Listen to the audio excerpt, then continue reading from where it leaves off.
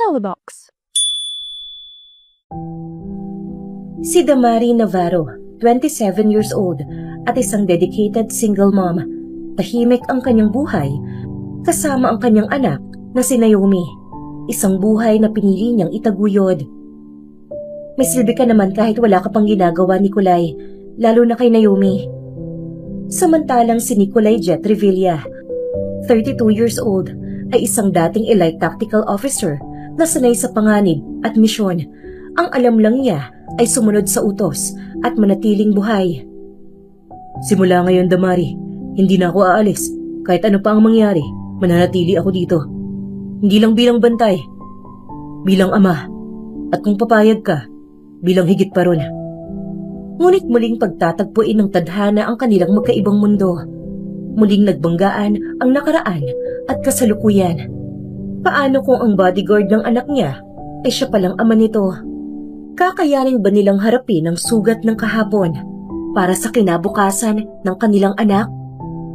Ating tunghayan ang isa na namang kwento ng pag-ibig na inihahandog ng Inday series.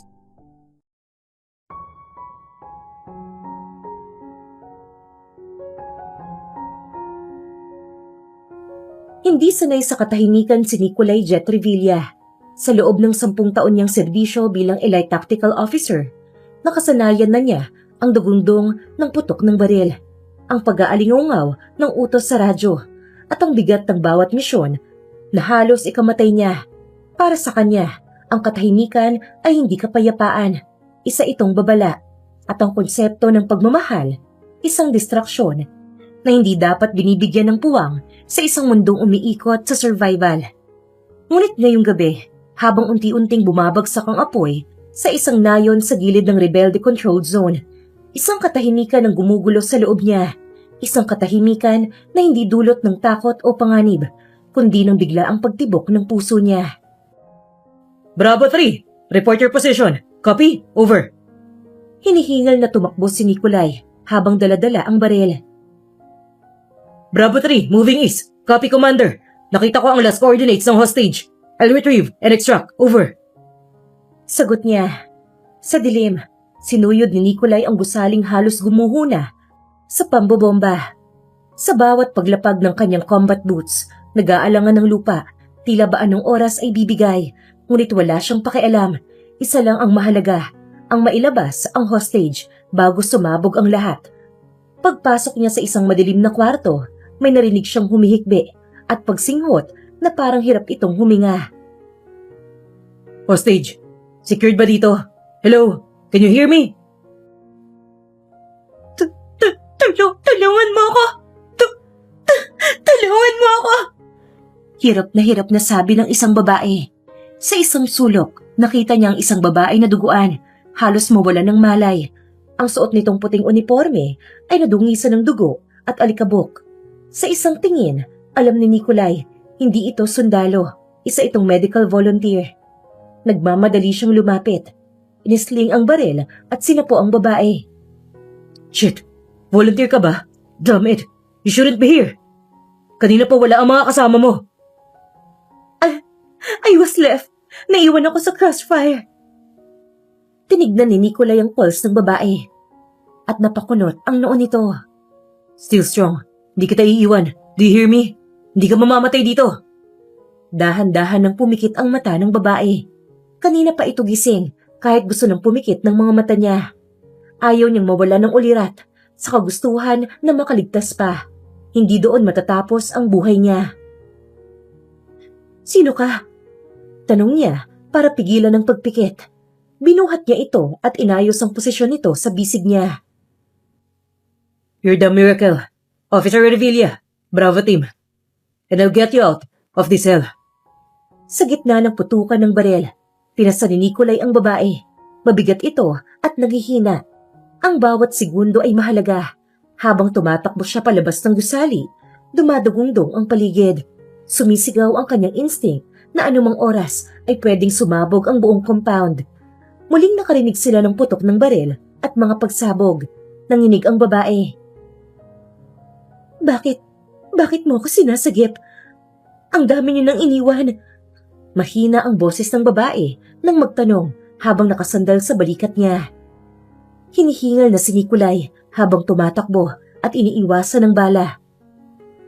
Because I don't leave people behind.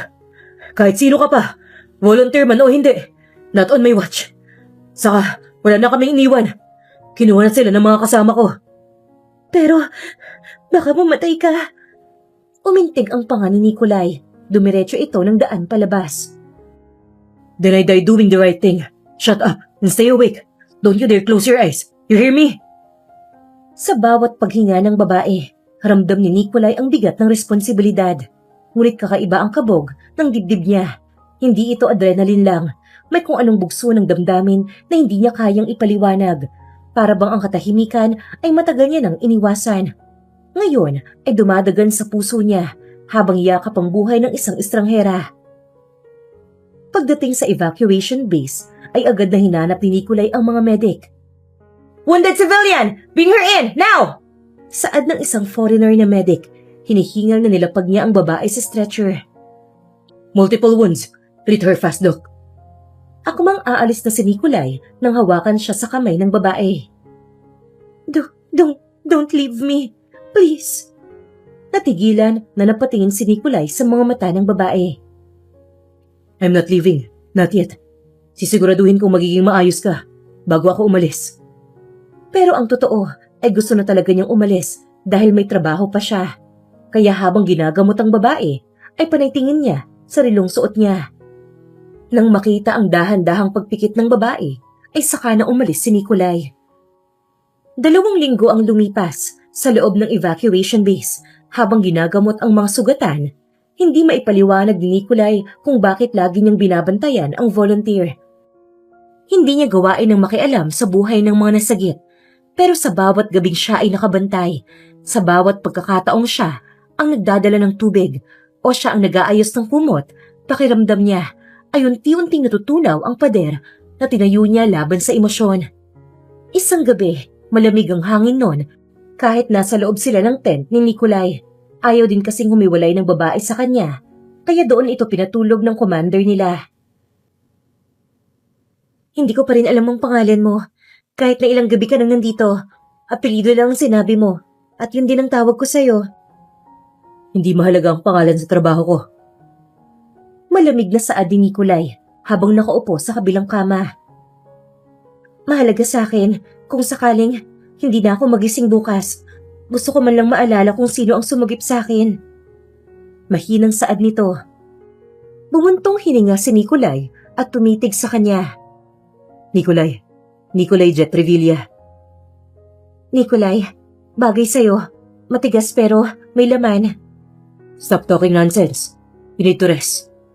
Kung hindi dahil sa'yo, matagal na akong patay. Hindi ko alam kung paano kita pasasalamatan. Kumunot ang noo ni Nikolai. Iniwas pa ang tingin dito. Sobrang inosente kasi ng mukha ng babae habang nakatingin sa kanya. Tumayo siya at tumalikod saglit para itago ang emosyon. Just leave. That's enough. Ayaw man niyang aminin. Pero sa mga gabing yon, ramdam ni Nikolai ang pagbabago. Unti-unti niyang naririnig ang tibok ng puso niya sa paraang hindi niya nararamdaman sa gitna ng putukan. Hindi bala ang umuukit ng takot sa kanya ngayon, kundi ang idea na baka mawala ang babaeng yun sa harap niya. 2 linggo para kay Nikolai Jet Revilla. Iyon ay parang isang mahabang pahinga sa gitna ng walang katapusang misyon. Ngunit para sa kanya ring sanay sa gera, iyon ang pinaka-nakakabagot at pinaka-nakakatakot na panahon ng kanyang buhay. Dahil sa unang pagkakataon, hindi bala ang iniiwasan niya, kundi ang damdamin. 2 linggo niyang inalagaan ang babaeng nasagip niya. Si Damari, araw-araw niyang tinitiyak na may makakain to. May gamot na iniinom at may maayos na kumot tuwing gabi. Hindi niya alam kung bakit siya mismo ang nagkukusang magbantay. Gayong maraming medic sa base. Ang sagot, alam niya, ayaw niya lang mawala ito sa paningin niya. Nakaupo si Damari habang may benda ang braso. Kung tutuusin, hindi ka naman dapat nandito. Siguro mas kailangan ka sa field. Nakakross ang arms ni Nikolai at nakasandal sa poste ng tent. Mas kailangan kitang mabantayan. We're not safe yet. Until the transfer. Ako muna magbabantay sa'yo. Hindi ka ba napapagod? Laging nandito, halos hindi na kita nakikitang natutulog. Sanay na ako sa walang tulog eh. Isa pa, mas mabigat matulog. Kung may konsensya kang iniwan ng pasyente mo. So, pasyente na pala ako. Akala ko hostage lang. Hostage ka pa rin. Hostage ka ng responsibilidad ko. Sa bawat palitan nila ng salita, ramdam ni Nikolai ang unti-unting pagtunaw ng malamigyang balat. Minsan ay nakukuling niyang nakangiti siya sa mga biro ng babae. Minsan ay napapatulala siya kapag naririnig ang mahina nitong tawa.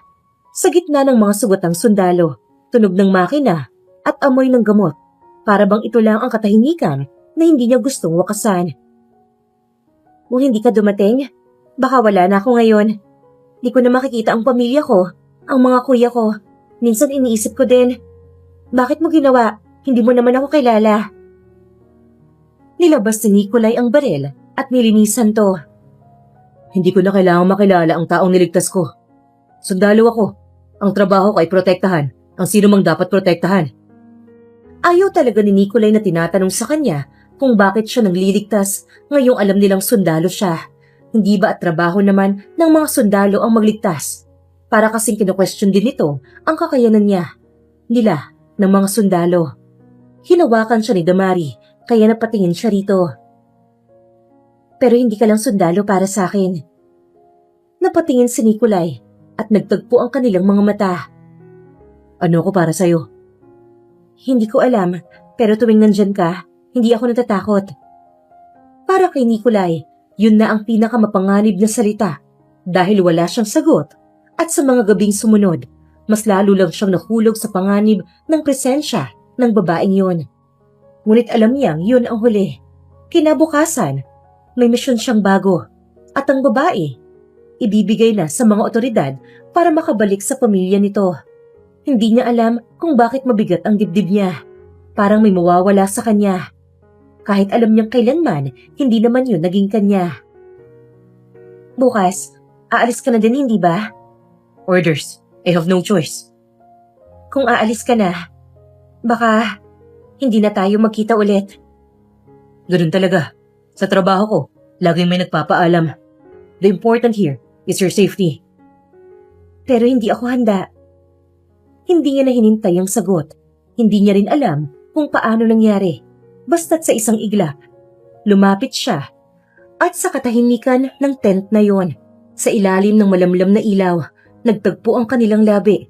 Isang halik na puno ng pagkataranta, ng pangamba, ng damdaming hindi dapat naroon. Isang gabing mabilis, isang gabing tahimik, isang gabing hindi na muling mauulit. Kinaumagahan, bago sumikat ang araw, hinatid ni Nikolai si Damari sa kamay ng mga otoridad.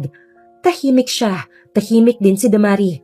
Wala silang sinabi, pero sa mga mata nito, nakita niya ang lungkot at pangungusap na hindi masabi. Salamat, Nikolai. Mahina, halos wala ng boses si Damari. Tumalikod si Nikolai, pilit pinipigilan ng sarili. Live your life. Forget me. At yun na ang huli. Sa paglipas ng mga buwan, bumalik siya sa misyon. Muli siyang nabalot ng alingaungaw ng bala, ng amoy ng usok at pulbura. Tulad ng lahat ng sundalo, pinilit niyang kalimutan. Kinalimutan ang babae, ang gabing yon at ang pakiramdam ng tahimik na koneksyon. Ilang buwan ang lumipas. Bravo 3, move in, over. Saad ng commander niya. Nakadapa si Nikolai. May sniper na hawak. Copy, target acquired. Sa mismong sandali ng pagbitaw niya ng bala, alam ni Nikolai, wala na ang lahat ng bakas ng kahapon. Sundalo siya. Sundalo lang. At ang babae? Isa na lang itong alaala na kailanman hindi niya inakalang babalik. Pagkalipas ng ilang taon, dumating ang araw na kinatatakutan ng bawat sundalo. Ang pagkakamaling maglalagay sa kanilang pangalan sa bingit ng pagkasira. Isang misyon sa Central Asia ang naging mantsa kay Nikolai. Dapat sana i-rescue operation lamang ito para sa mga diplomat.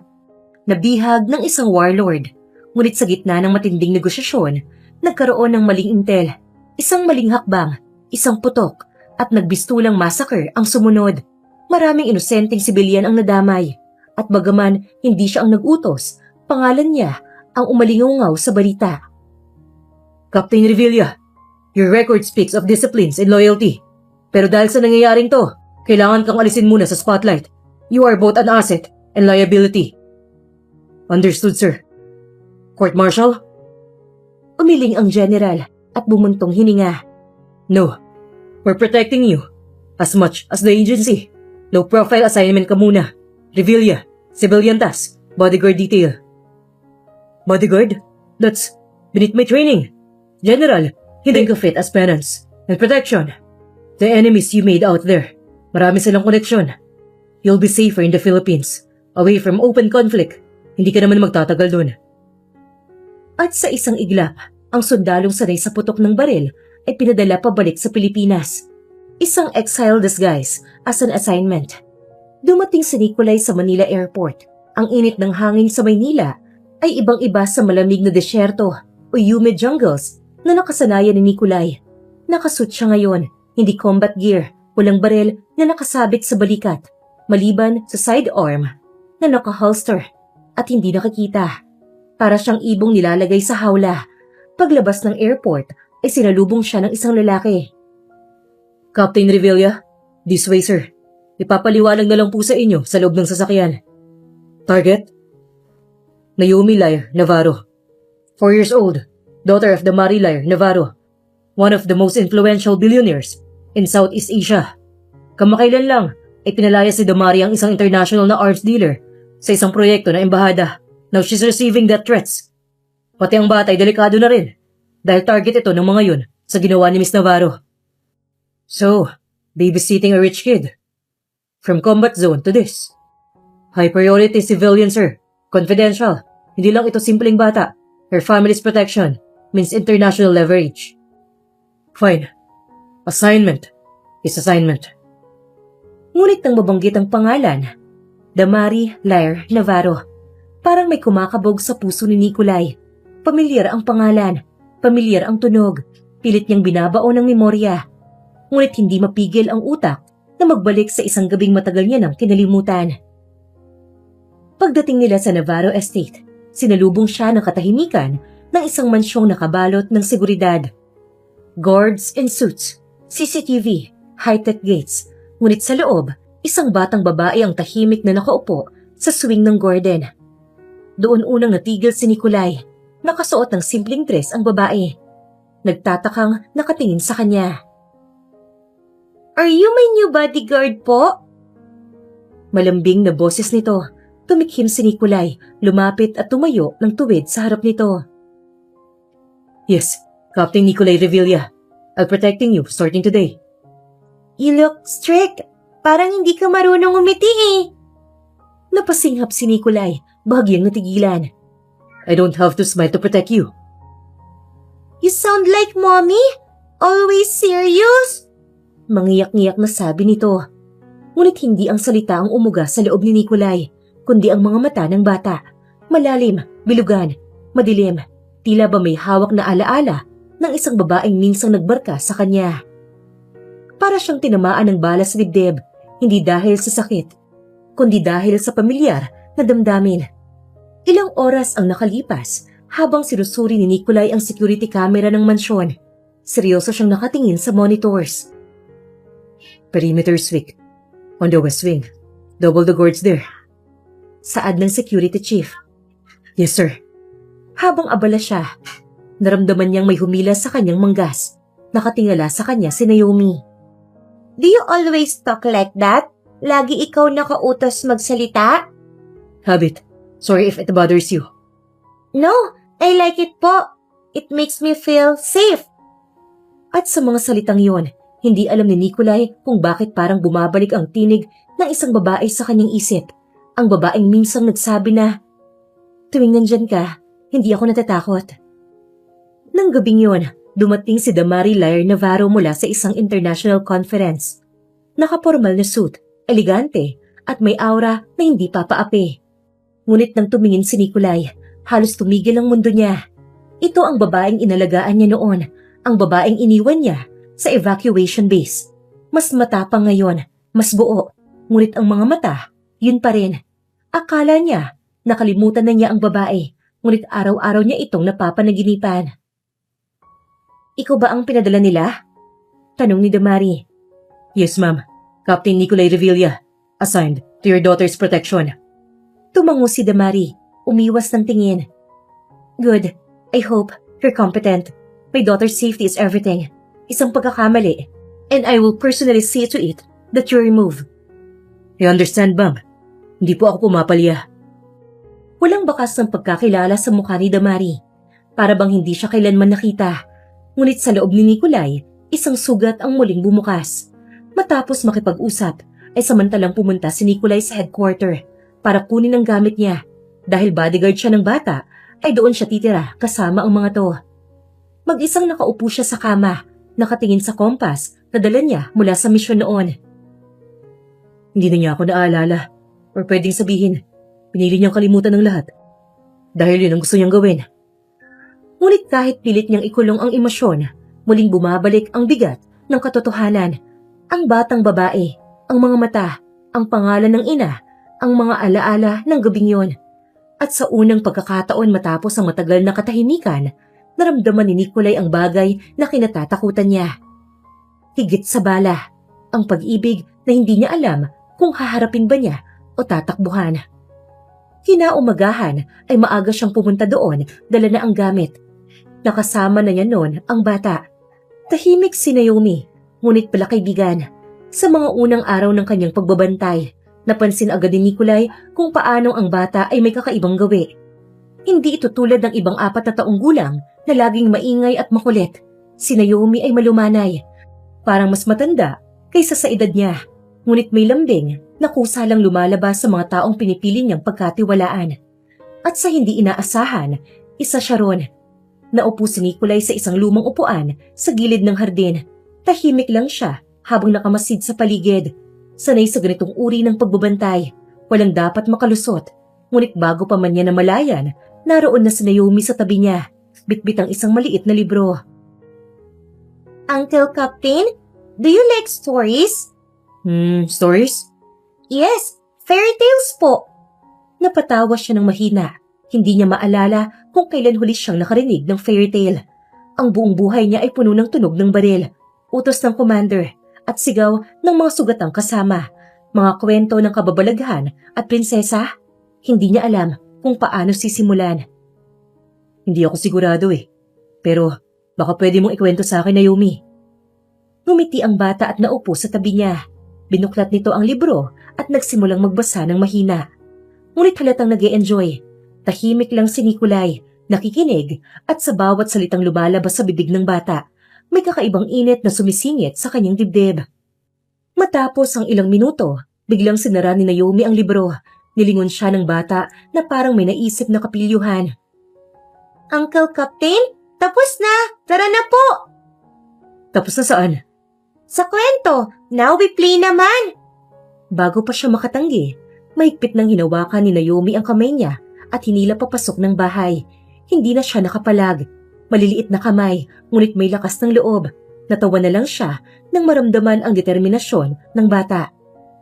Naomi, hindi ako marunong makipaglaro Trabaho ko, ang magbantay, hindi... Bantayan mo po ako habang naglalaro tayo.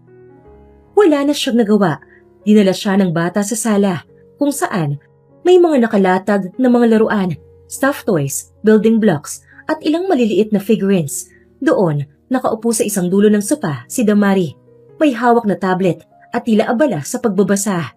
Pero hindi nakalampas sa kanya ang mabilis na sulyap ng babae nang makita siyang kasama ni Naomi.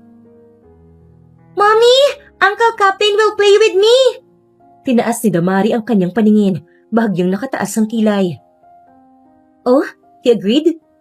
Nakangiwing tanong ni Damari. Napakamot si Nicolay sa batok, medyo naiilang. Hindi naman ako. Voluntary, ma'am. Hinila ako Ngumisi si Damari, pero binaling muli ang atensyon sa tablet.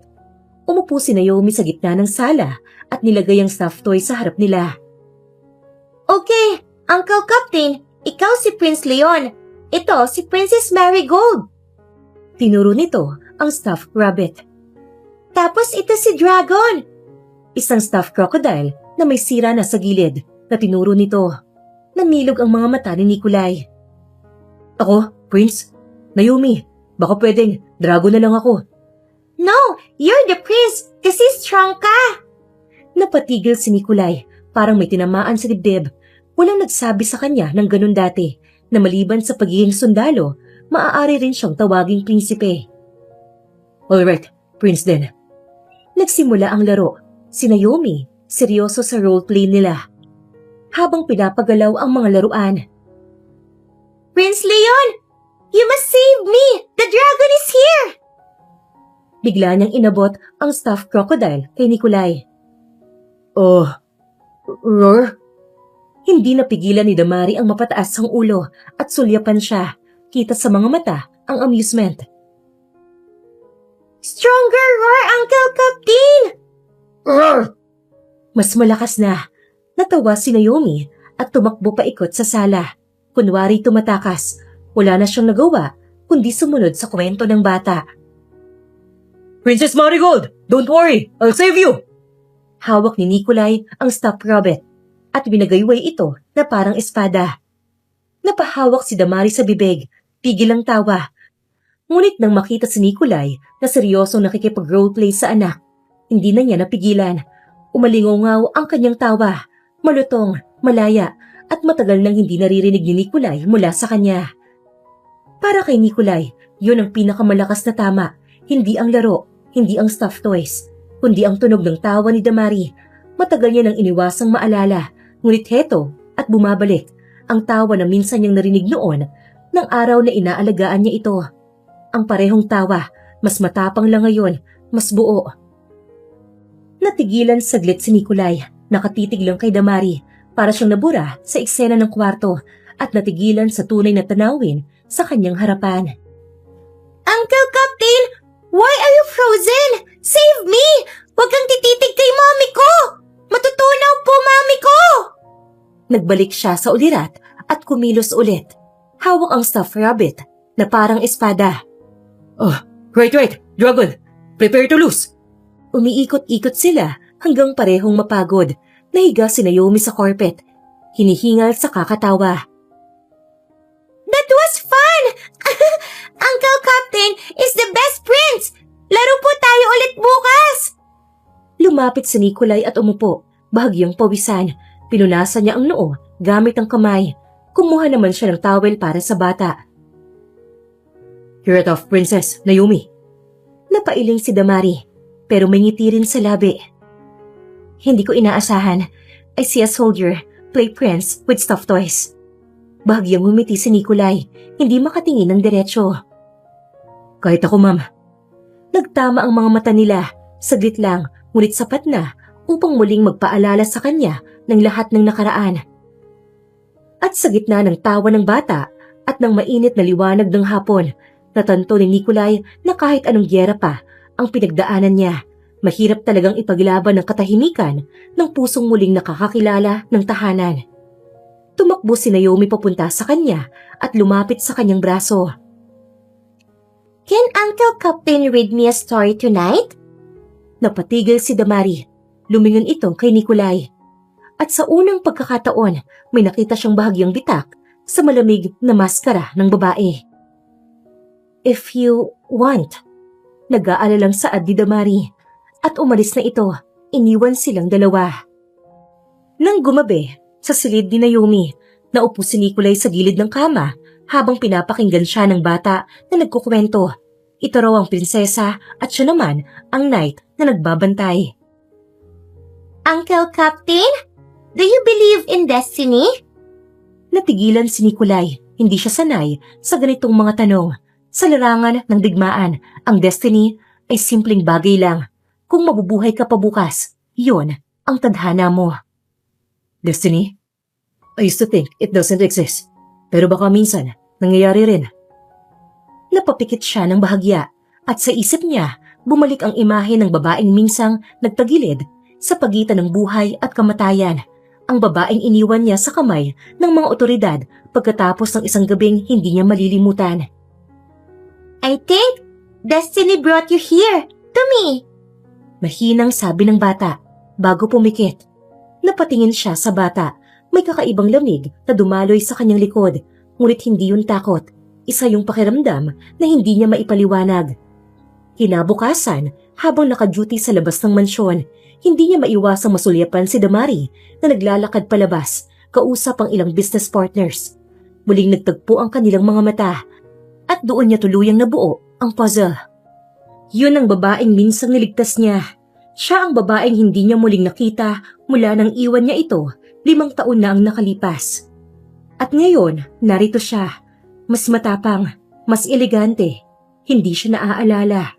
O kung naaalala man, pinili nitong huwag ipakita. Sa loob-loob ni Nikolai, may sundot ng sakit, ngunit tinanggap niya to nang walang pagrereklamo. Sa dami ng taon, sino ba naman ako para maalala pa niya?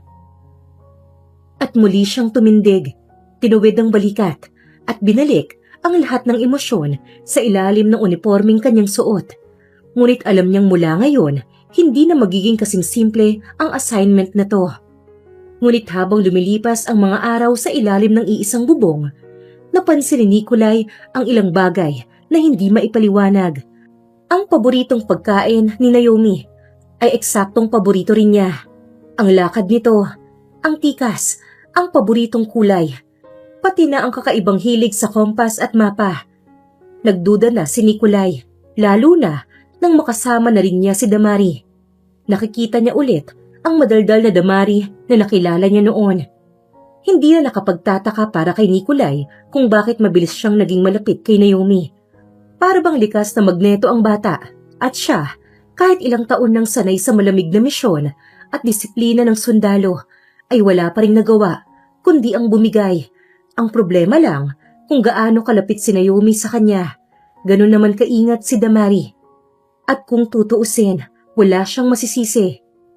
Isang ina ito at malinaw na may pinapasan sa lihim na dahilan kung bakit ganoon kaprotektibo. Pero sa bawat araw na lumilipas, parang dumarami rin ang pagkakataon na nagbabangayan sila ni Damari. Uncle Captain! Uncle Captain! Mommy won't let me eat ice cream before dinner! Bit-bit nito ang stuffed toy habang sumisigaw. Napataas ang kilay niya, napatingin sa batang humahangos papunta sa kanya. Ice cream? Before dinner? Yes! She said no! But I want it now! Please talk to her! Hinila pa nito ang damit niya. Naomi, alam mo bang hindi maganda sa tiyan yun? Baka sumakit... But you always say a soldier never backs down from what she wants! Napapikit si Nikolai, napatampal ng noo. I never said that. I said a soldier never backs down from a challenge. Ice cream is a challenge! Ay, Diyos ko! Hindi pa man siya nakasagot, bumungad na si Damari mula sa kusina. May hawak pang kutsara. Nikolai, don't you dare side with her. Umayos ng tayo si Nikolai, parang bata ring nahuli. Hindi ko naman siya. You're always saying no, Mommy! Uncle Captain says soldiers are brave. That means I can have ice cream now. Humugot ng malalim na buntong hininga si Damari, sabay tutok ng kutsara kay Nikolai. See what you've done? Nagtaas siya ng 2 kamay na parang sumusuko. Oh, wag mo akong tignan na parang ako ang kontrabida dito. Hindi ako nagsabing challenge ang ice cream. Yes, you did! You said it, Uncle Captain! Naomi, no ice cream. End of discussion. At ikaw, Nikolai, stop making her spoiled. Sumimangot si Damari saka bumalik sa kusina. You talked to her, right, Uncle Captain? You're turning me into the enemy, little princess. Pabuntong hiningang sinundan ni Nikolai si Damari sa kusina. Damari, maybe a little ice cream won't hurt. Malit lang. Bata pa siya, and she looks forward to small things like that.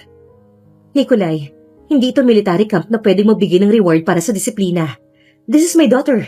She eats when I say she eats. End of story. Okay, I understand. Pero sa tingin ko, hindi masama paminsan-minsan. Ikaw rin naman. Naalala mo siguro nung bata ka. You wanted things too. I never got what I wanted when I was her age. And look where it got me. Alive. Damari, I get it. You scared for her. Pero, you don't have to keep her in a cage. Naningkit ang mata ni Damari na kinanguso ni Nikolai. You don't know what I've been through, Nikolai. Or what I'm still hiding her from. Napatingin saglit si Nikolai sa pinto kung saan nakasilip si Naomi. Nakakunot ang noo na parang nanonood ng drama nila. But she deserves to laugh. Bata siya. She deserves to live. See, Mommy? Even soldiers say so. Biglang sabat ni Naomi. Naomi! You were eavesdropping again! Hinarap ni Damari ang anak. Tumakbo naman ito papunta kay Nikolai at sumiksik sa tabi nito. Uncle Captain is my lawyer! Lawyer agad? Niwi ni Nikolai, saka tumingin kay Damari na masama ang tingin sa kanya. She's becoming spoiled because of you. You're turning her against me. Hindi ko siya tinaturn against you. She's just clever, like her mother. Natigilan si Damari, bahagyang namula, pero agad na sumeryoso. Don't use flattery as an escape. Walang nagawa si Nikolai nang mas taliman niya ang tingin. Yumuko siya at napapailing. Nang gumabi, nasa tabi ulit ng bata si Nikolai habang pinipilit nitong matulog. Si Damari ay nasa kabilang gilid, nagbabasa ng libro, pero halatang nagmamatsyag din. Uncle Captain, why doesn't Mommy let me do what I want? Doesn't she love me? Napatingin si Nikolai kay Damari, tapos bumalik ang tingin kay Naomi. Princess, your mom loves you more than anything. That's why she's strict. Gusto lang niya na safe ka palagi. But sometimes, it feels like she doesn't trust me. Biglang sinara ni Damari ang libro at lumapit. Naomi, sweetheart, it's not about trust. It's about keeping you safe. If something ever happened to you, I wouldn't survive. Natahimik lang si Naomi, pero hinawakan ng kamay ng ina. Sandali silang nagkatitigan at doon napansin ni Nikolai ang bigat na laging dala ni Damari. Ang bigat ng isang inang gusto lang ang kaligtasan ng anak. Paglabas niya ng kwarto, makalipas ang ilang minuto, sinabayan siya ni Damari sa pasilyo. Stop letting her get away with everything, Nikolai. I can't afford for her to be reckless. Fine, pero wag mo rin kalimutan na bata siya. She needs to breathe. Napapikit si Damari, saka naglakad palayo. Good night, Captain. Good night, Damari. Ayaw kasi nitong tawagin niyang mama. Ito din ang nagsabi na Damari na lang. Nang sumunod na araw, ay paulit-ulit na lang ang naging eksena nila. Hihingi ng tulong si Naomi kay Nikolai sa mga gusto nito. Kapag hindi papayagan ni Damari, ay kakausapin ang babae. Napayagan ang bata, pero sa huli naman ay si Damari naman ang masusunod dahil tiklop din si Nikolai dito. Tulad ngayon, gusto ni Naomi mag-tree climbing, pero doon, nagawang mapapayag ni Nikolai si Damari. Uncle Captain, Mommy won't let me climb trees! Sobrang nakagaanan na talaga sila ng loob, kaya hindi talaga natatakot si Nikolai na kausapin ng ganun si Damari. Bakit naman? She has to learn balance. Survival skill yun. She's 7. Exactly. Start them young. Doon nag-tree climbing nga ang bata habang nakaalalay si Nikolai sa kanya, habang si Damari naman ay halos atakihin na. If she falls, I swear. I got her. Hindi ko siya hahayaan. Nang sumunod na araw naman ay gustong matuto ng bata mag-assemble ng small wooden gun toy. Over my dead body, Nikolai. It's harmless. Wood lang. Para siyang Lego. Napabuntong hininga si Damari nang makita si Naomi na hawak na ang laruan na to. See, Mommy? I'm a soldier now! Napahilot ng sentido si Damari. Dalawa na ang sakit ng ulo niya. Nang magtanghali, ay mas lalong sumakit ang ulo ni Damari sa dalawa. Uncle Captain, can I skip vegetable if I do 10 push-ups? That's fair. Nikolai! Discipline and exercise. Damari, win-win. Sa bawat pagtatalo nila, parang lalo silang nasasanay sa presensya ng isa't isa. Damari hated to admit it, Pero sa tuwing nakakita niyang tumatawa si Naomi kasama si Nikolai, may parte ng kanyang puso na natutunaw. Kahit pa siya mismo ang nagiging kontrabida sa eksena, hindi na niya maikakaila, matagal na niyang hindi nakikitang ganoon kasaya ang anak niya. At si Nikolai, kahit palaging sinisermonan, hindi rin maipaliwanag kung bakit hindi niya maiwasang mapangiti sa bawat bangayan nila ni Damari. Para bang unti-unti siyang hinihila pabalik sa isang bagay na matagal niya nang tinulak palayo, ang buhay na may pamilya, tawa at pagmamahal. Ngunit isang araw, lahat ng pagdududa ni Nikolai sa bata ay nasagot. Uncle Captain, look! Lumapit si Naomi, hawak ang drawing pad. A soldier? With a flag? That's my daddy, Uncle Captain. Sabi ng mami ko, he was a soldier. Someday, I'll find him. Doon na tuluyang tumigil ang paghinga ni Nikolai. Para bang lahat ng puzzle na hindi niya maipaliwanag, biglang nagkaroon ng anyo. Gabing-gabi na, pero gising pa rin si Nikolai. Pagkatapos ng pag-uusap nilang iyon ng bata, ay mabilis siyang nagpaalam kay Damari dahil may aasikasuhin siya. Nasa headquarters siya kung nasaan ang mga importanteng gamit niya na naiwan. Nakalapag sa mesa ang mga lumang talaan, mission reports, calendars, at mga sulat na minsan ay ayaw niya nang balikan. Ngunit ngayon, wala siyang ibang nagawa kundi titigan ang malinaw na koneksyon.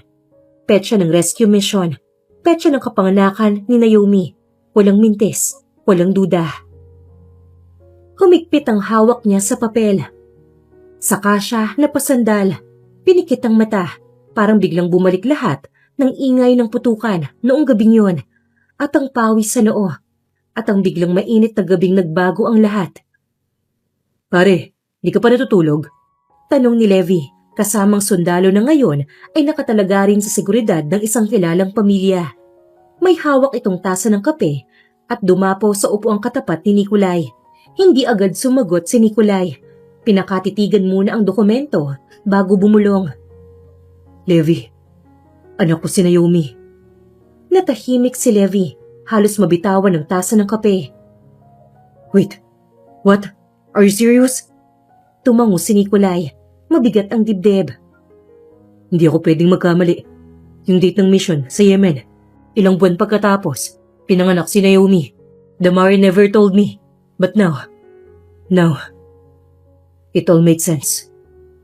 Napakamot si Levi, parang hindi makapaniwala. Damn bro, that's huge. All this time, akala mo trabaho lang. Pero anak mo pala ang binabantayan mo.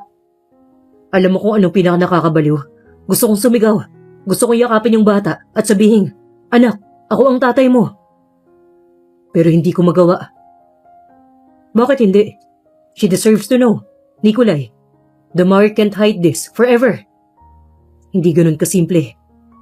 Damari's world is fragile. She's rich. She's powerful. Ako, sundalo lang, bodyguard lang. Kung ipipilit ko, baka masaktan lang si Naomi. Baka ilayo pa siya sa akin. Pero bro, listen. You're already her protector. You've been her father in action. Kahit wala sa title, you carried her when she cried. You fought for her. You laughed with her. Kung hindi niya pa alam, ikaw mismo, ramdam mo na. Yeah, every time she calls me, Uncle Captain, my heart breaks a little. Kasi gusto kong itama na hindi lang ako uncle. I'm her dad. Then, what's stopping you? Fear? Pride? Love. I love her too much to risk it. Kung ang katahimikan na magbibigay ng seguridad sa kanya, I'll stay silent. Kung pagiging anino lang ang role na kaya kong gampanan, tatanggapin ko. Basta ligtas siya. Pero hanggang kailan? Hanggang kailan mo kayang itago? Hindi ko alam. Pero ngayon, habang may banta pa, habang may mga taong gustong umagaw sa buhay niya, my duty is clear. I protect her. As a soldier, as a bodyguard, as a father. She doesn't know she has. Damn man. That's both noble and tragic. Nagkatawanan silang dalawa ng bahagya, pero mabilis ding nawala ang ngiti. Bumalik ang bigat sa hangin. Nakakatawa nga eh. Naomi is spoiled. With me. Lagi siyang tumatakbo sa akin kapag nag-aaway sila ni Damari. At doon ko nakikita, she got it from her mother. Yung kakulitan. Pero yung tapang, minana niya sa akin. Damari must know. That's why she hide it. So, anong plano mo? You'll just be there, silently forever? Plano ko?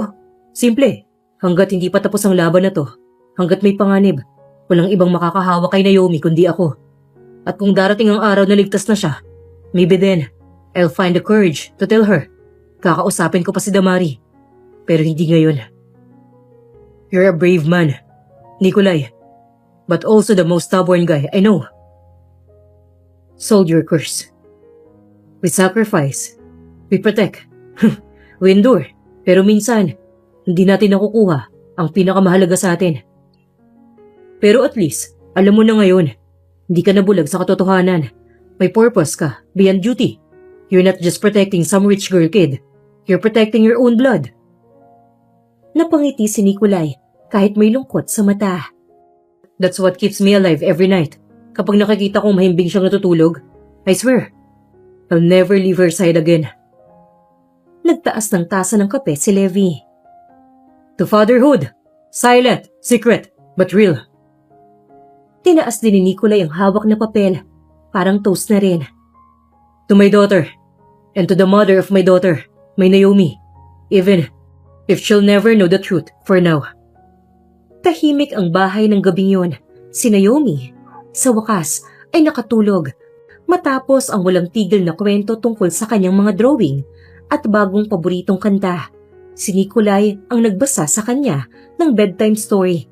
Isang fairy tale na hindi niya masyadong kabisado, kaya't madalas ay napapatawa niya si Naomi sa mga maling pangalan ng prinsesa.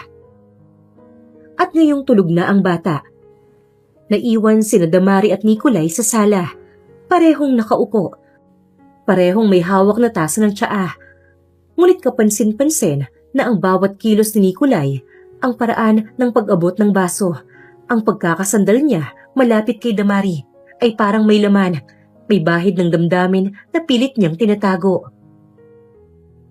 You know, you're getting really good with her. Naomi looks for you now, more than she looks for me. Imposible yan. She adores you. Ako?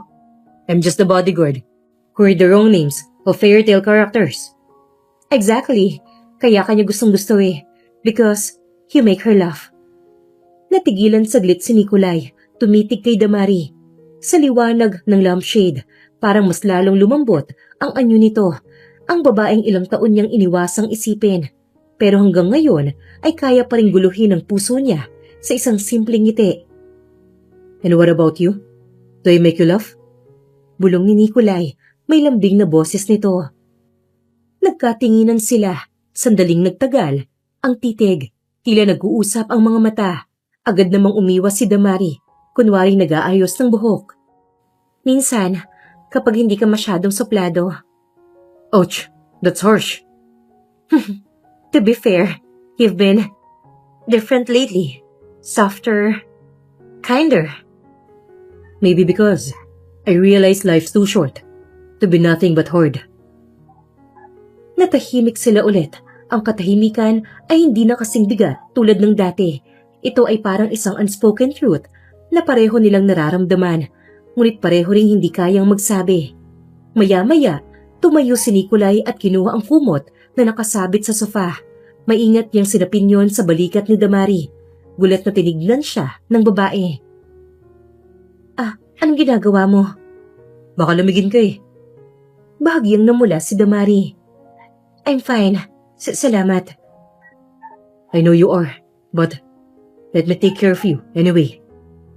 At doon na nagsimula ang kakaibang tensyon sa pagitan nila. Ang simpleng kilos ng paglalagay ng kumot ay parang mas malalim pa kaysa dapat.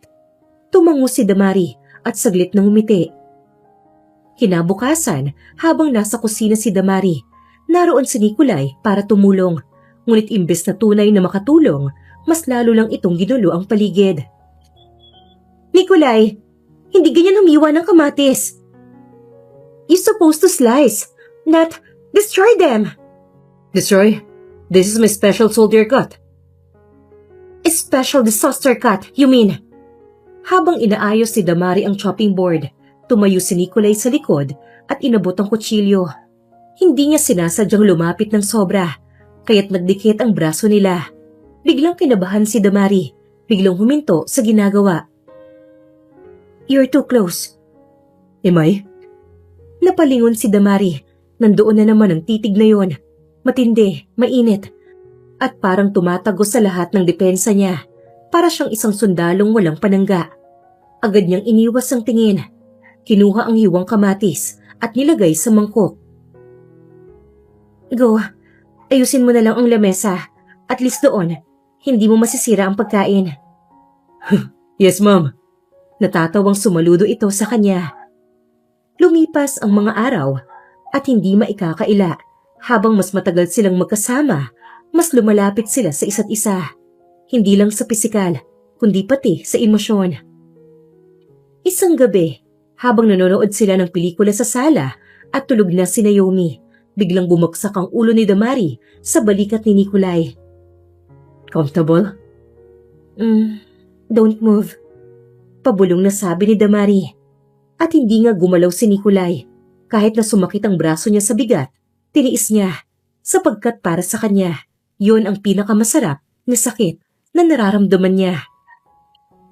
Habang nakahilig si Damari, dahan-dahang gumalaw ang kamay ni Nikolay. Para bang gusto niyang hawakan ang kamay nito.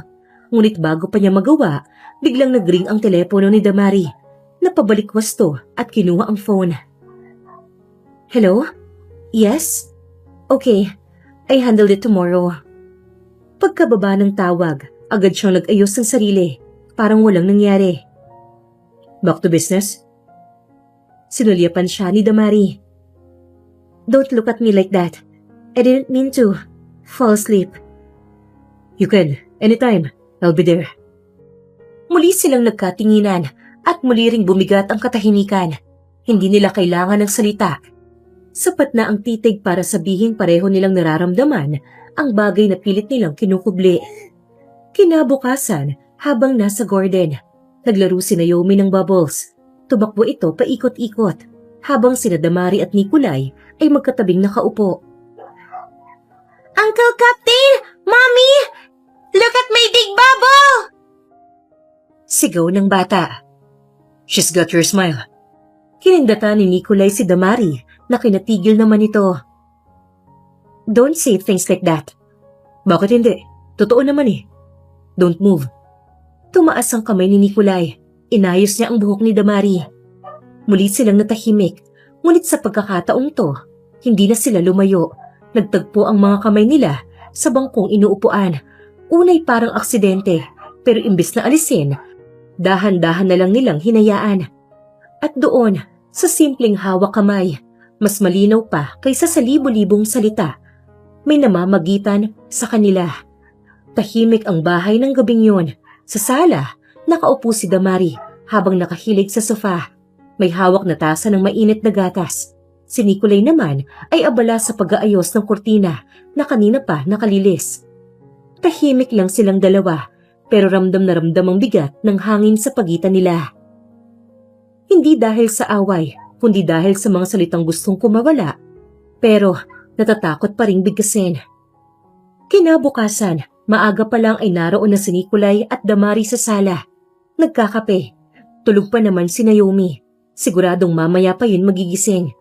Yun din kasi ang araw na sasabihin na niya kay Nikolay ang totoo. Hindi ka ba napapagod? Kakaasikaso dito? Parang lahat ng sulok ng bahay napapansin mo. Hindi naman. Mas gusto kong may ginagawa. At least, may silbi ako rito. May silbi ka naman kahit wala ka pang ginagawa eh. Lalo na kay Naomi. Napatigil si Nikolay. Saglit siyang napatingin kay Damari. May kakaibang init ang mga mata nito. Para bang may gustong sabihin na hindi mailabas. Si Naomi. Sobrang laki ng puwang niya sa buhay ko. Para bang araw-araw, lalo akong natatali sa kanya. Ngumiti si Damari, pero halatang may laman ang ngiting yun. Bumaba siya sa sofa at dahan-dahang lumapit kay Nikolay. Hinawakan niya ang kamay ni Nikolay. Nikolay, may dapat akong sabihin sa'yo. Nag-angat ng tingin si Nikolai. Ramdam niya ang panginginig ng kamay ni Damari, pati ang kaba sa mga mata nito. Ano yun? May problema ba? Matagal ko nang gustong sabihin, pero lagi kong pinipigilan ng sarili ko eh. Kasi natatakot ako. Natatakot ako magbago ang lahat kapag nalaman mo. Natatakot akong may mangyari at hindi ko kayanin. Tell me. Humugot ulit ng malalim na hininga si Damari. Pagkatapos, diretso siyang tumingin kay Nikolai. Hindi kita nakalimutan, Nikolai. Kahit isang gabi lang, ang lahat. Hanggang ngayon, dala ko pa rin yun. At hindi ko kailanman tinago kay Naomi kung sino ka. Alam niyang ikaw ang ama niya. Nanlaki ang mga mata ni Nikolai. Para bang tumigil ang oras. Ramdam niya ang matinding pintig ng puso niya. Halos mabasag ang dibdib niya sa tuwa. Ano? Alam niya? Alam niya na ako ang ama niya? Tumango si Damari. Bakas ang kaba, pero may halong ginhawa sa mukha niya. Oo, hindi ko siya kailanman niloko tungkol doon. Lagi kong sinasabi sa kanya na ang tatay niya isang sundalo. At tuwing nagtatanong siya, lagi kong pinapakita kung gaano kita ginagalang. Kahit hindi kanya kilala noon, pero ngayon, nandito ka na. Hindi napigilan ni Nikolai ang emosyon. Lumapit siya at niyakap si Damari ng mahigpit. Halos hindi na siya makapagsalita. Salamat. Salamat. At hindi mo pinagkait ang katotohanan sa kanya. Salamat. At hindi mo tinapon ang alaala natin. Damari, hindi ko alam kung paano ako magpapasalamat. Napaluha si Damari. Hinayaan niyang yakapin siya ni Nikolai at dahan-dahang yumakap siya pabalik. Ayoko na ring magtago, Nikolai. Proud na ako. At sa totoo lang, masaya ako na ikaw mismo ang nagbabantay sa amin. Hindi lang bilang bodyguard, kundi bilang ikaw. Thank you for guarding and protecting our little one. Sandali silang nagkatitigan. Malapit ang kanilang muka. Unti-unti, naglapit ang kanilang mga labi. Hanggang magtagpo yun sa isang banayad, mahaba at puno ng damdamin na halik. Habang nasa ganoong tagpo, may narinig silang mahinang yabag mula sa itaas. Pareho silang napalingon, nataranta pa, lumitaw si Naomi sa hagdan. Nakapikit pa ang isang mata at bitbit ang kanyang maliit na unan. Mommy? Uncle Captain? Bakit kayo nakatayo lang dyan? Para kayong nasa pelikula. Biglang kumalas si Damari, namula ang muka. Si Nikolai naman ay napakamot ng batok. Hindi alam kung paano magpapaliwanag.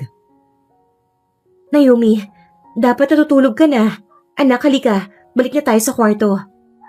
Pinalingkitan sila ng mata ni Naomi hanggang sa ngumitito. Sige na nga, pero Mommy, Uncle Captain, you look happy together. Napatawa si Nikolai habang si Damari ay lalo pang namula. Matalino talaga yung batang yan. Parang alam na niya. Mahinang bulong ni Nikolai habang naglalakad si Naomi pabalik sa itaas. Oo, kasi matagal ko na siyang tinuruan at siguro nararamdaman din niya. Sabay silang naglakad paakyat. Saglit silang natahimik pero pareho silang nakangiti kahit wala nang masyadong sinasabi. Simula ngayon, Damari, hindi na ako aalis. Kahit ano pang mangyari, mananatili ako rito. Hindi lang bilang bantay, bilang ama. At kung papayag ka, bilang higit pa ron. Hindi sumagot si Damari, pero ang kamay niya ay kusa nang humawak sa kamay ni Nikolai at doon, sapat na ang lahat. Sa gabing yun, unang beses nilang naramdaman na wala na silang dapat ikatakot. Hindi na nila kailangan ng mga lihim. Ang natitira na lang ay ang katotohanan at ang pag-ibig na hindi kailanman nawala. Maaliwalas ang umagang yon mula sa kusina. Naamoy ni Damari ang bagong lutong pancake na si Nikolai mismo ang nagpipilit na magluto. Naka-apron pa itong may print na best chef na halatang hindi bagay sa matikas nitong katawan. Pero para kay Damari at kay Naomi, isa na itong malaking aliw. Mommy, tingnan mo si Daddy Captain, oh. Parang hindi marunong, pero ang yabang magluto. Sabi ng bata habang nakaupo sa lamesa. Paswing-swing pa ang mga paa. Simula nang malaman ni Nikolai ang lahat, tinawag na siyang Daddy ni Naomi. Grabe, Princess. Expert ako rito, no? Secret recipe ng mga sundalo to. Ngumiti si Nikolay at nag-flip ng pancake. Pero imbes na bumagsak sa kawali, dumikit to sa gilid ng kalan. Hala, Mommy! Oh, sunog na agad! Hay nako, Nikolay. Kanina pa lang sabi ko na sa'yo, ako na. Ikaw kasi, nagpupumilit ka. Natatawang nilapitan ito ni Damari at inalis ang apron. Hindi kaya ko to. Basta huwag kang tatawa. Sa sobrang pagtatawa nila, halos maluha na si Naomi. Tinapik-tapik niya ang mesa habang nag-cheer pa. Go, Daddy Captain! Kaya mo yan! Pero bago pa siya makapag-flip ulit, mabilis na kinuha ni Damari ang kawali at siya na ang nagpatuloy. Tumayo si Nikolay sa tabi niya at tinignan ang ginagawa niya. Sige na nga, ikaw na. Pero tutulong ako sa iba. Habang nagluluto si Damari, nilapitan siya ni Nikolay mula sa likod. Sumilip pa sa balikat niya. Ano na naman yan? Huwag kang dumikit. Baka matalsikan ka ng mantika. E paano kasi? Ang bango mo. Mas mabango ka pa kaysa sa niluluto mo. Sira ulo. Umayos ka nga. Baka marinig ka ng bata. Nagkatinginan silang dalawa. May halong hiya si Damari, pero bakas sa ngiti. At nang bumaling siya saglit para ibalik ang kawali, hinalikan siya ni Nikolay sa pisngi. Mabilis, pero sapat na para mapula ang kanyang pisngi. Mami, ba't ka namumula? Init ba ng kalan? Inosenteng tanong ni Naomi. Oo, ang init ng kalan eh. Ang init kasi anak. Alanganing tawa niya, sabay tingin kay Nikolay na pasimpleng natatawa rin. Naupo silang tatlo sa mesa. Si Naomi ay masaya at excited, habang sina Damari at Nikolay ay pasimpleng nagkatinginan. Mami, Daddy Captain, dapat lagi tayong ganito. Family breakfast! Natigilan si Damari, bahagyang natulala. Tumingin siya kay Nikolay na seryoso nakatingin din sa kanya. Yes, Princess. Simula ngayon, sisikapin kong lagi akong kasama sa breakfast niyo. Promise yan ha, Daddy? Promise, sundalo ako. Hindi ako marunong bumali ng pangako. Tumawa si Naomi at sabay-sabay silang kumain. Matapos ang almusal, naupo silang tatlo sa sala. Si Naomi ay nakahiga sa kandungan ni Nikolay habang nagkukwento ito ng mga adventure niya bilang sundalo. Totoo ba yun, Daddy Captain? May helicopter ka? Hindi akin, pero sumasakay ako. Gusto mo bang maranasan din yun balang araw? Apo, sama si Mami ha? Nagkatinginan ang dalawa, parehong may ngiti na hindi maitago. Ako? Naku, natatakot ako sa ganyan. Mami ko naman eh. Huwag kang chicken. Malakas na tumawa si Nikolay. Dahan-dahan na pinalibot ang braso sa bewang ni Damari. Chicken daw, babe. Kayong dalawa talaga? Nagkakampihan pa. Umupo si Damari sa tabi nila habang abala si Naomi sa laruan niyang kotse. Bahagyang sumandal si Nikolay kay Damari. Alam mo, masaya ako. Parang kumpleto na akong kasama ko kayo. Ang tagal kong hiniling to. Wala ka na bang ibang hahanapin pa? Wala na. Kayo lang sapat na sa akin. Nagtama ang kanilang mga mata at nang hindi nakatingin si Naomi, mabilis na naghalikan sila. Banayad pero puno ng emosyon. I love you, Nikolay. Mahal din kita sobra, Damari. I love you both. At muli niyang sinakop ni Nikolay ang labi ni Damari.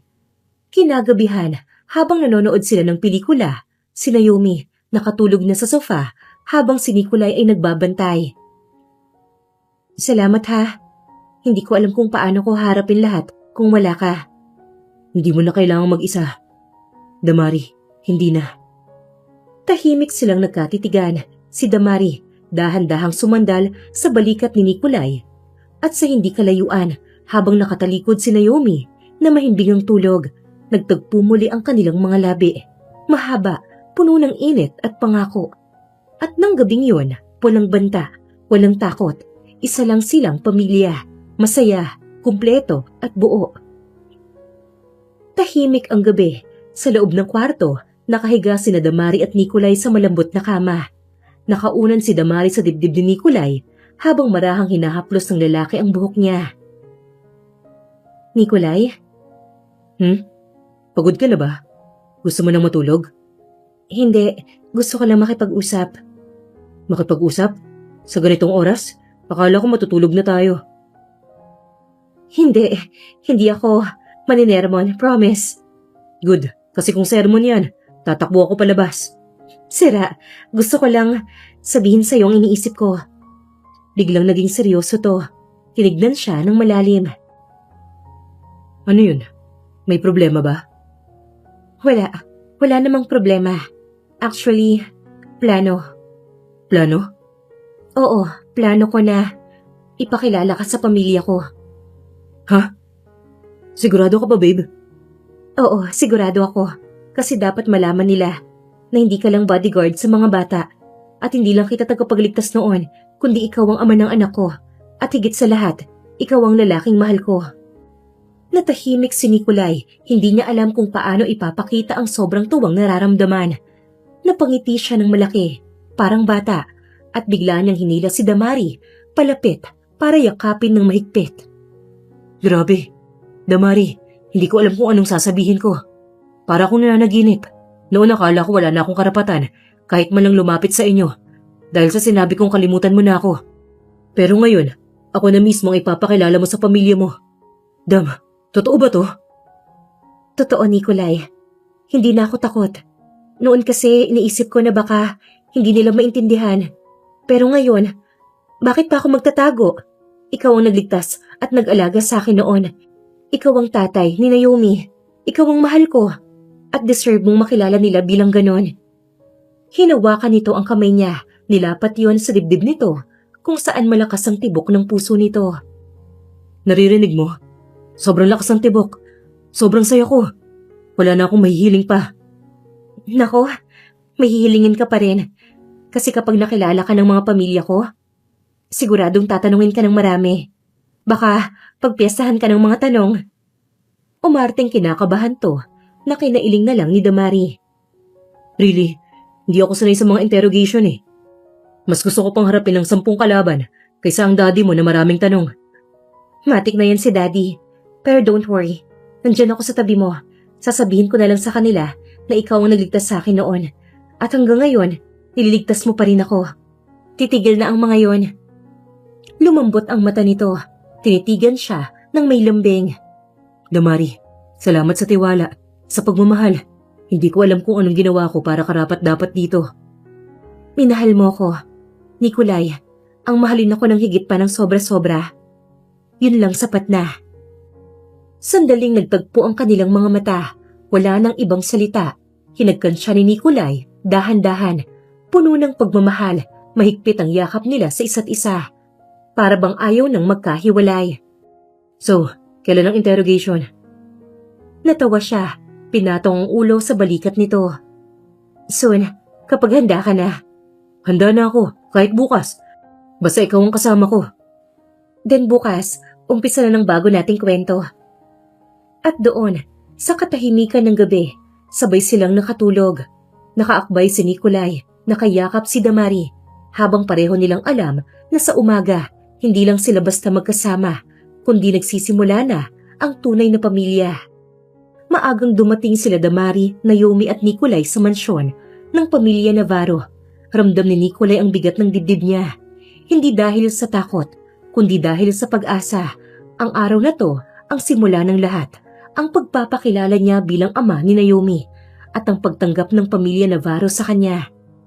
Tahimik siyang nakatayo sa tabi ni Damari. Hawak ang kamay nito. Si Naomi naman ay masayang tumatakbo sa hardin. Walang kamalay-malay sa bigat ng pagkakataon. Huwag kang kabahan. Pamilya ko sila. Kung ano ang pinili ko, tatanggapin nila. Hindi ko maiwasan, Damari. Sanay akong humarap sa kaaway, hindi sa pamilya ng babaeng mahal ko. Natawa siya at pinisilang kamay ni Nikolay. Well, consider this your most important mission. And what's my objective? To win their hearts and marry me. Kinindatan pa niya ang lalaki. Sabay silang natawa pero agad din silang napatigil nang bumukas ang pinto ng malaking bahay. Lumabas ang mga kapatid ni Damari at mga magulang nito. Lumingon sila kay Nikolay na agad namang nagpakumbaba, bahagyang yumuko bilang pagbati. Damari, sino yung kasama mo? Istriktong tanong ng ama ni Damari. Napahawak siya sa braso ni Nikolai, proud at hindi nahihiya. Mommy, Daddy, mga kuya, gusto ko pong ipakilala si Nikolai. Siya po ang tagapagligtas ko noon at siya rin ang ama ni Naomi. At higit sa lahat, siya po ang lalaking mahal ko. Nagulat ang lahat, lalo na nang marinig ang huling sinabi niya. Tumakbo si Naomi papalapit. Lola! Siya po si Daddy ko! He's true po! Hindi po siya secret! Lagi pong sinasabi ni Mama na siya ang Daddy ko! Nanlaki ang mga mata ng pamilya Navarro. Natahimik pa sila, pero makikita ang unti-unting pagluwag ng kanilang mga ngiti. So, ikaw pala ang sundalong nagligtas sa anak ko noon. Lumapit si Aurelia, ang ina ni Damari, at kinamayan si Nikolai. Thank you so much for saving our princess, Iho. You're the reason why she's still here. Bakit kasama pa namin siya? We thank you very much. May gusto ka ba? Tell us. Pasalamat man lang sa ginawa mo noon. Umiling-iling agad si Nikolai at seryosong tinignan ang mga to. Opo, Mrs. Navarro. Ako nga po yun. Wala po akong hinihiling na kapalit. Pero binigay sa akin ng Diyos ang pinakamahalagang regalo. Si Damari at ang prinsesa ko. Wala po akong hihilingin kundi tanggapin niyo na bahagi ng pamilya niyo. Muli silang natahimik hanggang sa biglang tumawa ang isang kapatid ni Damari, si Switzer. Kung si Naomi nga tanggap na tanggap ka, bakit kami hindi? Welcome to the family, bro. Huminga ng malalim ang ama nila. Basta alagaan mo ang anak ko at apo ko. Yun lang din ang hiling ko. Pangako po hanggang sa huling hininga ko. Ilang buwan lang ang lumipas. At heto na sila sa harap ng altar, nakaayos ang simbahan, puno ng bulaklak at ngiti. Si Naomi ang pinaka-excited, naka-mini gown bilang flower girl, habang naglalakad si Damari sa aisle, hawak ang kamay ng kanyang ama, halos maiyak si Nikolai. How did I get this lucky? Bulong ni Nikolai sa sarili habang nakatingin kay Damari. Ang kaibigan niyang nasa tabi niya at tinapik ang balikat niya. Because you never gave up. Nang dumating si Damari sa harap ng altar, kinuha ni Nikolai ang kamay nito at marahang hinalikan. Finally, my mission is complete. No, Nikolai, our mission is just beginning. Sa gitna ng panata at pangako, buo na ang lahat. Ang kanilang mga matay puno ng pag-ibig. Ang mga kamay nila ay magkahawak at ang pamilya nila ay buo na. Matapos ang kasal, sa reception, tumalon si Naomi sa gitna ng dance floor. Daddy Captain! Mommy! Dance tayo! Tumawa si Nikolai at hinawakan ang kamay ng anak. Yes, Commander! Hinatak niya si Damari at sabay silang sumayaw kasama si Naomi. Ang buong pamilya Navarro ay nakatingin. Masayang masaya na nakikitang masaya si Damari. Hindi ko akalaing darating ang araw na to. Saad ni Damari habang nakasandal kay Nikolai at sumasayaw. Dahil para sa'yo, Damari, lalabanan ko ang lahat, kahit ang takot ko. At para sa'yo, Nikolai, iiwan ko ang lahat ng duda dahil alam kong dito ako ligtas. Pwede bang humingi ng kiss?